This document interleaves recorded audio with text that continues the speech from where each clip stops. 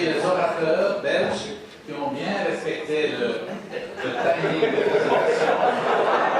Même s'il y avait quelques petites hésitations et il y a des moments entre les présentations qui se sont ajoutés. C'est pour ça qu'on a un petit retard. Et je suis confiant que les membres étrangers vont être vraiment parfaitement ponctuels.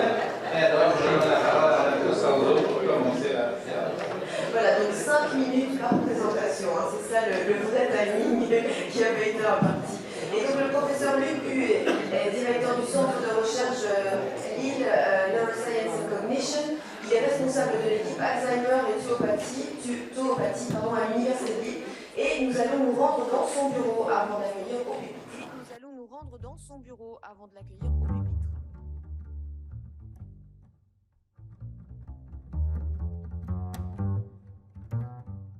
Je pense que la spécialité, elle est venue par le hasard, puisque, en fait, la passion pour la recherche m'est venue quand j'étais au lycée.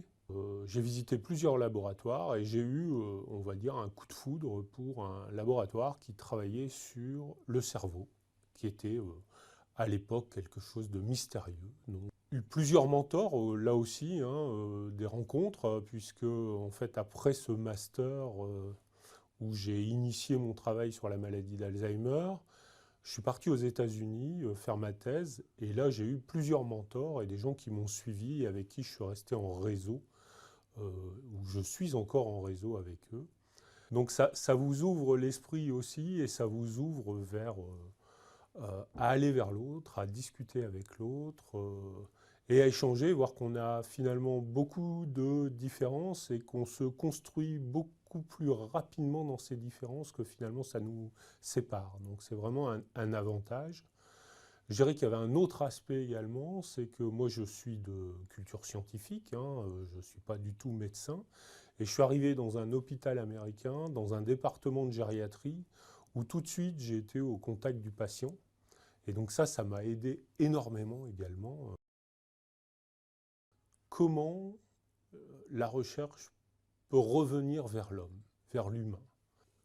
Alors je pense que la recherche, c'est quelque chose que les gens ne connaissent pas, clairement. Je me souviens d'une anecdote, quand mon fils à l'école, on lui a demandé qu'est-ce qu'il fait ton papa, et qu'il a répondu il est chercheur.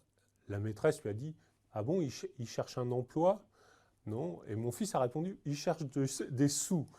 Et évidemment, bon, il avait bien compris que je passais une bonne partie de mes journées à chercher des financements, mais ça donne un petit peu l'image de la recherche. Finalement, les gens ne savent pas vraiment ce que c'est. La famille, c'est évident. Je pense que c'est vraiment le plus important. Alors, puis après, je pense que c'est aussi de faire passer des messages. On a 2 garçons, donc mon épouse est aussi dans la recherche, donc c'est un énorme avantage parce qu'on se comprend mutuellement.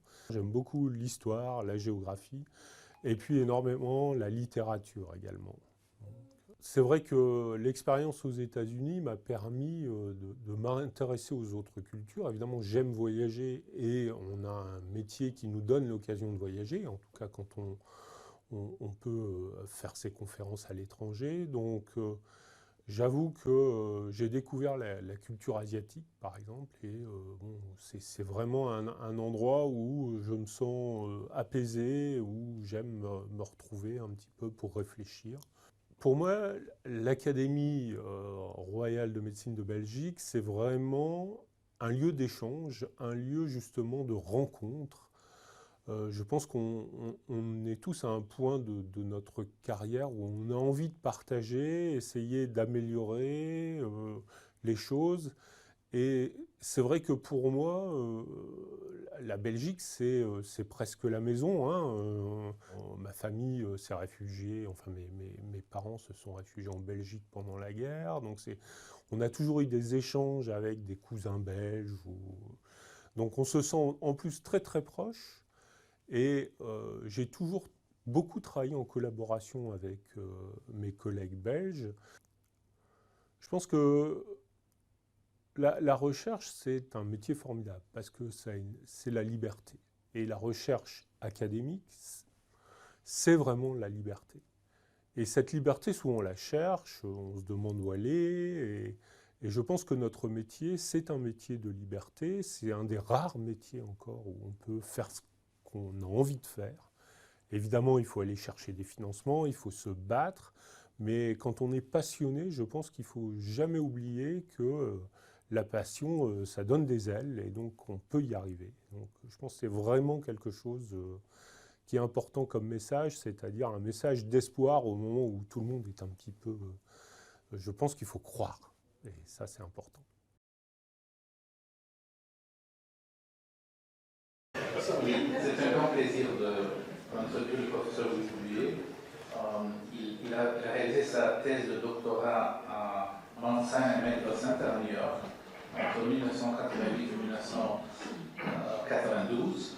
De retour à Lille, il devient chargé de recherche du directeur de recherche CNRS et depuis 2006, il est responsable de l'équipe Alzheimer et photographie. Il est également directeur du centre de recherche Lille Neuroscience Cognition depuis 2020. Avec 300 publications, M. Boulier est une référence dans le domaine des pathopathies neurodégénératives. Et alors, sa contribution majeure dans l'étude de la fonction de la protéine tau et de son implication sous forme d'agrégat dans de nombreuses maladies neurodégénératives, vraiment, et sa contribution majeure. Et on invite de présenter ça. Alors, oui, voilà. Merci, Monsieur le Président. Merci, Monsieur le Secrétaire perpétuel. Chers collègues. Bon, je ne vais pas refaire l'historique du film, il a été très bien fait, donc je vais essayer d'aller beaucoup plus vite, gagner du temps. Donc oui, je suis à Lille, donc je suis un voisin. Je suis directeur de recherche au CNRS, j'ai eu un centre de recherche qui s'appelle Lille Neurosciences et Cognition. Alors en fait, c'est un vrai challenge la création de ce centre, puisqu'on a réussi à faire travailler des psychiatres et des neurologues ensemble. Une petite pause, je sais. Donc on a aussi des fondamentalistes et on a même des gens qui font de la chimie thérapeutique. Donc vraiment c'est un centre interdisciplinaire, on va dire, qui est vraiment pour nous très important à Lille, structuré sur le centre hospitalo-universitaire de Lille. Alors évidemment, être ici à l'Académie, c'est un grand honneur. D'abord, je remercie les membres de l'Académie qui ont accepté de venir, mais surtout mes deux parrains que je connais bien, je les appelle souvent les sangliers des Ardennes, c'est les deux sangliers des Ardennes. Voilà, donc on se connaît, on se côtoie depuis très longtemps.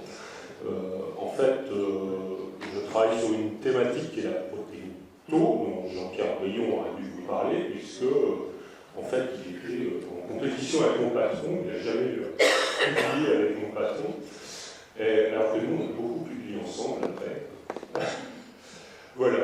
Je ne fais pas le retour qui a été fait dans la vidéo sur d'où vient ma passion, ma carrière, etc. Je vais plutôt aller directement sur pourquoi on s'est intéressé aux maladies neurodégénératives.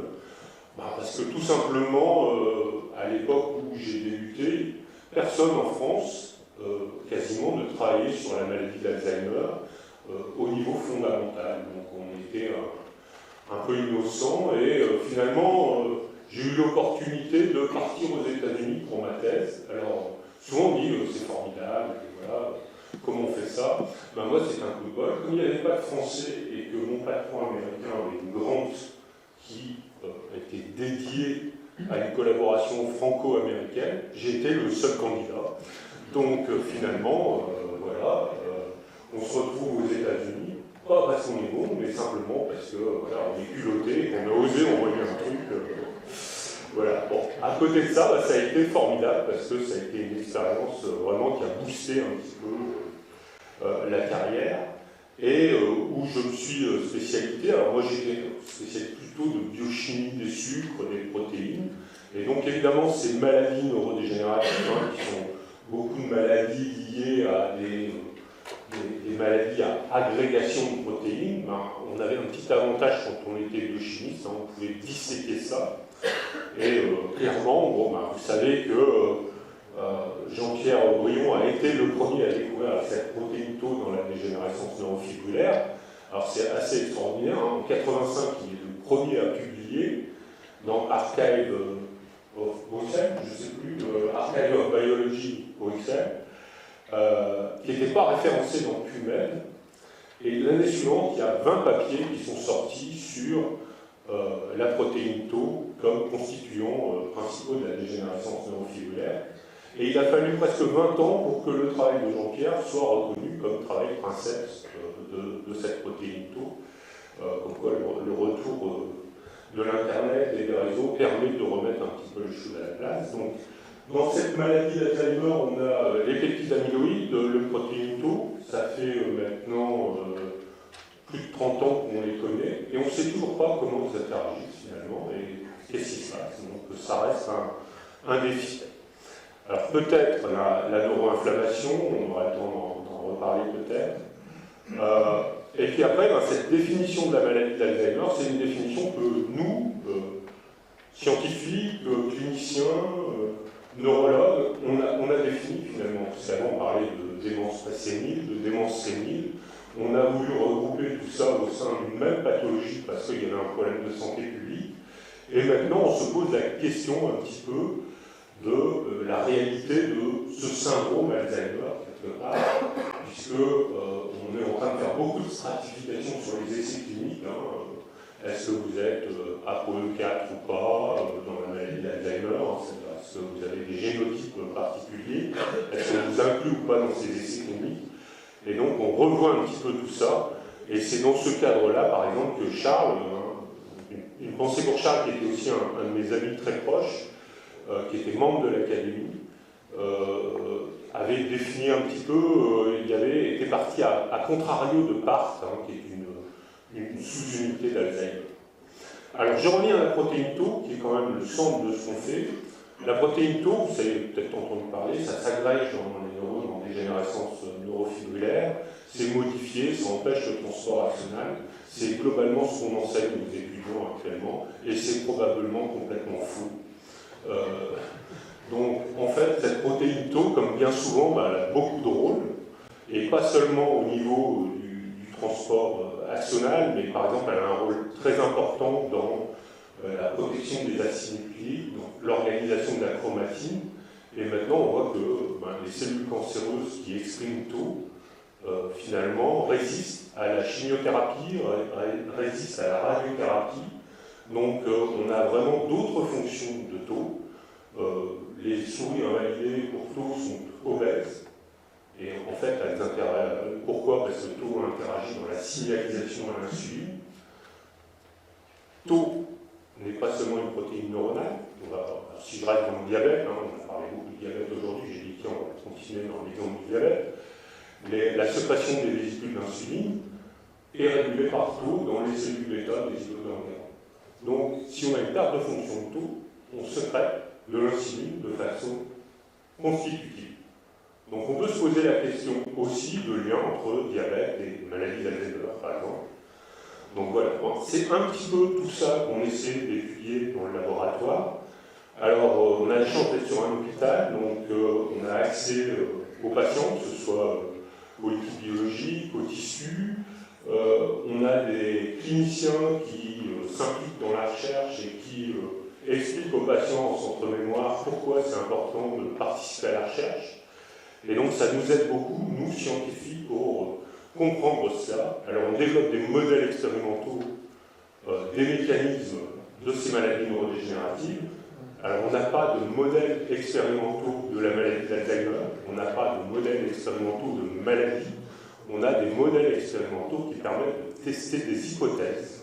Et ça, il ne faut jamais l'oublier, parce que quand on passe en essai clinique, c'est pas parce qu'on a guéri la souris qu'on va y arriver.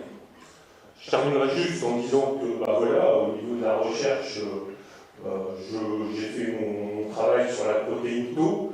Depuis, je me suis beaucoup investi plutôt dans le collectif, créer un centre de recherche, participer à de l'évaluation scientifique. et puis essayer d'aller voir demain un petit peu ce qu'on peut faire sur les neurotechnologies et faire des enseignements à la carte pour nos étudiants de demain, en particulier entre les neurosciences et les technologies, qui sont pour moi un nouveau défi aussi pour le futur. Et j'ai quand même une équipe formidable qui reste derrière moi et qui continue à me soutenir et à travailler dans la joie. Voilà, merci à tous.